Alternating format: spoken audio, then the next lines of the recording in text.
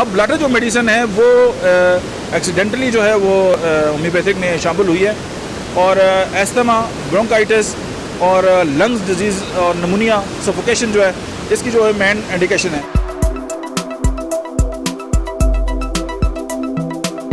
बिस्मिल्लाहिर्रहमानिर्रहीम। मेरा नाम डॉक्टर अहमद इजाज़ है और आप जो है वो होम्योपैथिक थेरेपेटिक्स के सिलसिले में हम जो होम्योपैथिक मेडिसिन हैं उनकी जो लीडिंग सिम्टम्स पे बात कर रहे हैं। आज उस सिलसिले में हम जो बात करेंगे वो है दमा की जो मायूस मरीज़ हैं उनके लिए एक बहुत ही स्पेसिफिक मेडिसिन, उसका नाम है ब्लाटा।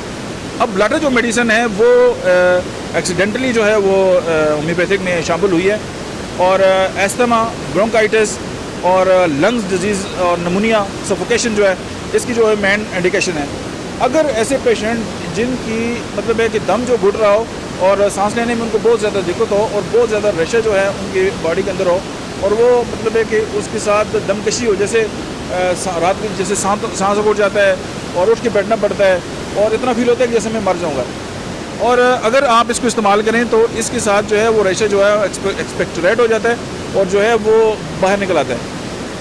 मेरे क्लिनिक के अंदर मेरा जो एक्सपीरियंस है वो ये है कि अगर इस तरह का कोई पेशेंट आ जाए जो मतलब इस काबिल ना हो कि वो अपना बलगम निकाल सके, लेकिन उसके अंदर जो है वो लीटर के हिसाब से जो है वो बलगम हो, तो मैं ब्लाटा जो है और इंटेलिस और उसके साथ एक दूसरी मेडिसिन है सनीगा मदर टिंचर में और ब्लाटा मदर टिंचर में, दोनों नीम गर्म पानी में डाल के देता हूँ।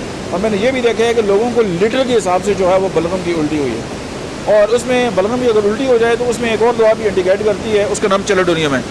तो मतलब है कि the retain suffocation due to the sputum, यानी छाती जो है वो भरी हुई है और पेशेंट जो है वो इस काबिल नहीं है। तो आप अगर ये समझते हैं कि इस तरह की इंडिकेशन क्लिनिक के लिए पेशेंट आपके पास आता है और सनीगा और ब्लाटा को कभी ना भूलें। ये जो है ये हमारा जो तरीक़ाकार है होम्योपैथी उसकी शान है और within no time patient को लगेगा कि वो एक मौत के मुँह से निकल के नई ज़िंदगी में आ गया। आज के लिए इतना ही। Thank you very much. अस्सलाम वालेकुम।